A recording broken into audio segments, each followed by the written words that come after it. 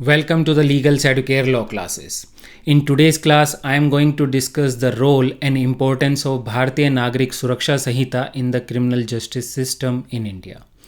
Let's start today's class. The first question that comes to my mind is, what is the importance of BNSS in the criminal justice system? What is the role of BNSS? Why do we need BNSS in the first place?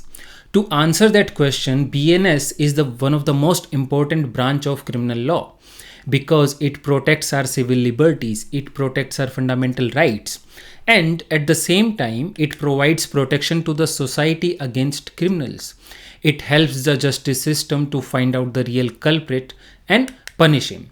And we have several substantive criminal laws like Bharatiya Nyaya Sanhita or other substantive laws like NDPS Act, FEMA, Arms Act, UAPA, etc. etc.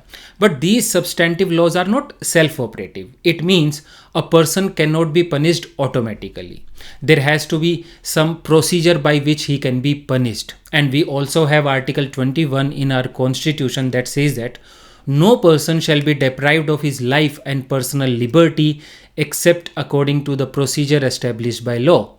So, if the state intends to detain someone or deprive someone from his personal liberty, then the state has to follow the procedure which is established by law. It means if there is no law in place, the state cannot deprive anyone of his life and personal liberty. And Bharatiya Nagrik Suraksha Sanhita, that is going to come into force from the date of 1st of July 2024, is that procedure established by law. Therefore, a police officer cannot arrest someone without following the procedure that is provided in BNSS. So, a police officer has to follow while making an arrest the procedure that is provided in BNSS. So, crime is considered to be a wrong against the society and therefore societal interest is involved. And Bharatiya Nagrik Suraksha Sanhita is about rendering the justice to the society. And on the other hand, an individual's interest, accused interest is involved because he has fundamental right to life and personal liberty, and therefore certain safeguards are involved in restricting his personal liberty, and he is presumed to be innocent till proven guilty. Therefore, Bharatiya Nagrik Suraksha Sanhita is about infringing or encroaching upon his right by following the procedure established by law. It is a balance between the individual's fundamental right and the societal's interest in punishing the real accused. In 1978, the Supreme Court held in case of Maneka Gandhi versus Union of India that any deprivation of life and personal liberty should be done by following the procedure established by law.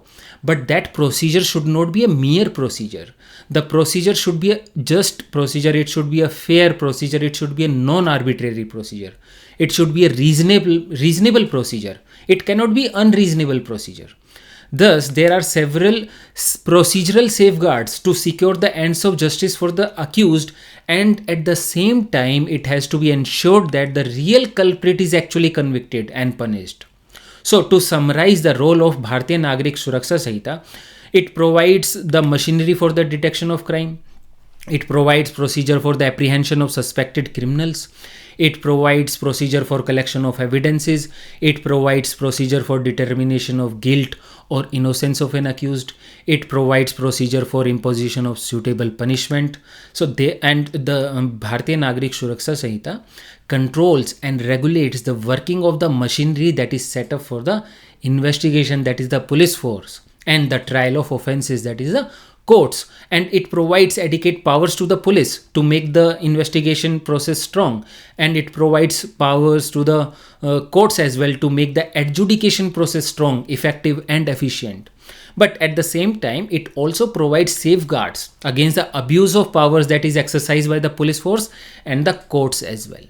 Therefore, Bharatiya Nagrik Suraksha Sanhita is about initiation of criminal proceedings against the accused and finally convicting or acquitting him. The next topic we are going to discuss is the rule of interpretation.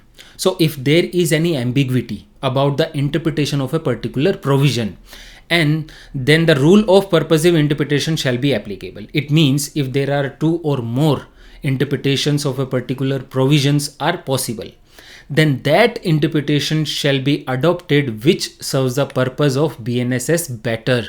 And the purpose of BNSS is to secure the interest of justice in favor of the society and in favor of the accused. Therefore, the courts should draw a balance between the two and should serve the ends of justice. So as we wrap up, remember Bharatiya Nagrik Suraksha Sanhita has dual role. It works as a tool for the justice and it works as a shield for individuals' freedom. That is all for today. Thanks for joining me. Keep learning.